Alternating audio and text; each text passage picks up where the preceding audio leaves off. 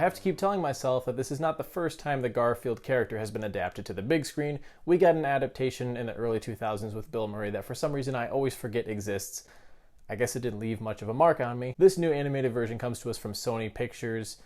They tend to be pretty hit or miss with their animated films. In the opening of this film, we get Garfield's origin, how he meets John, and the history that he has with his father who abandoned him when he was a kitten. After that, we get a little slice of Garfield's daily life, and that to me was the part of this movie that felt the most in tune with what you would get if you went and read a Garfield comic from a newspaper strip. But before long, he gets dragged into a ring of cat criminals courtesy of his deadbeat father, and that's the point where this becomes a heist film, in which the characters must steal a bunch of milk from a farm. Now, I'm by no means a Garfield purist or anything, but this does not feel like the type of story you'd expect to see in a Garfield comic. He's voiced here by Chris Pratt, who I quite like, but if I'm being honest, I don't quite understand the obsession with casting him as every iconic voice character imaginable. He got Super Mario Bros. Last year.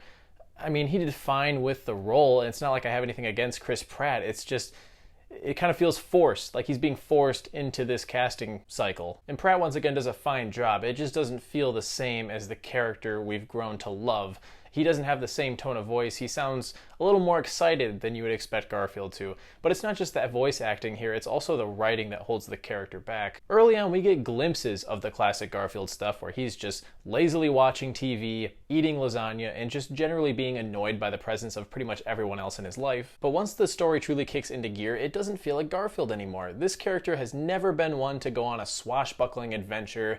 But I guess that's the challenge when you attempt to make something like this into a feature film. You can't exactly write a story for a 90-minute film and have it just be a cat laying on the couch, watching TV, getting bathed every now and then. But of all the things they could have done, a heist storyline just feels very generic, and really that's the way I describe this whole movie. It feels much more like a heist movie with Garfield in it than it does an actual Garfield movie. You could take the characters in this film and swap them out with any other random group of characters, and you could make it work and flow to the point where it doesn't feel like it's attached to an IP. And in terms of being generic, this movie goes all the way. I mean, it doesn't get much more cliche than a character describing the plan to the rest of the team while the Mission Impossible soundtrack plays. The only time that worked good is in Shrek 2. I also noticed a lot of weird references and product placement that felt out of place. The target demographic here is clearly mostly young children and families, and they reference Tom Cruise and the fact that he does his own stunts.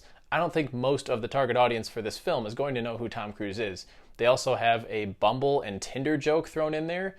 Why is this in a kid's movie? Another disappointment here is that Samuel L. Jackson voices Garfield's father, and you would expect that to be the highlight of the film. Samuel L. Jackson's voice is almost always the highlight of a movie, even if it's a bad movie that he's in. But he just comes off as very flat. He's not able to get as eccentric and loud as he usually is. I did really like Ving Rhames as Otto. He's a cow that used to be the mascot for this farm that they're robbing.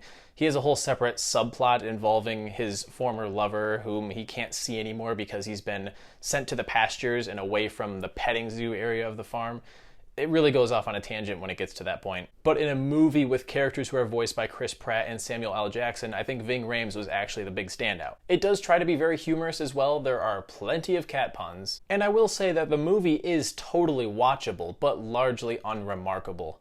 Young children will definitely enjoy it, but I always say that the best movies for children are actually movies for families. They have strong themes that adults can process while still being accessible to younger audiences. I'm not saying everything has to be Ratatouille or The Incredibles or The Lion King, but the closest you get in the Garfield movie to any kind of character growth or themes to reflect on is probably the relationship between Garfield and his father who abandoned him, but it's really that entire storyline is structured based on a complete misunderstanding between the two characters, so it doesn't really feel earned. I do like the animation style. Visually, they bring Garfield to life how I would expect him to be brought to life in a 2024 animated film. Most of the humor is very slapstick, characters getting thrown around and injured in various ways, which, you know, it's kind of funny now and then, and it's definitely going to keep kids entertained. That's one of the primary reasons why I think this is going to do very well at the box office. I do feel like I've been sounding a bit more harsh on this film than I wanted to, but it's just 90 minutes of flashy animation, hit or miss jokes, and a vastly overcomplicated plot that distances itself from the central character's trademark qualities. It begs the question of whether or not there is ever even a reason to adapt Garfield to the big screen. Some stories are just better off in a certain form of media, and in the case of Garfield, I think it works best on a comic strip that you find in a newspaper. I used to read them now and then when I would pull out newspapers at my grandma's house. So I guess I do have a little bit of nostalgia for this character, but not to the point where I'm invested in him. And this movie doesn't do much to change that. So I'm gonna give the Garfield movie 2.5 stars. Obviously I still have to edit and everything, but I did intend to make this a shorter video because it almost feels kind of pointless to review a movie like this. I doubt anyone is Googling a review for the Garfield movie to decide whether or not they're going to go see it, because I'm going to assume that a large portion of the audience for this is just going to be parents who want to take their kids to something to distract them for 90 minutes, and I think it's sufficient for that. Again, it's just the inner critic in me that tells me what I really recommend people see this over, I don't know, something like Encanto or Frozen or Spider-Verse. I'm trying to think of something that's not Disney. Just, there are so many better options out there to distract your children with that have underlying themes that are even more entertaining than this, because it does provide some superficial entertainment value, but that's about it. As always though, if you've seen the Garfield movie, I look forward to hearing your thoughts on the movie down in the comments, and be sure to hit that like button and subscribe if you want to see more content like this, and I'll catch you guys in the next one. See you later.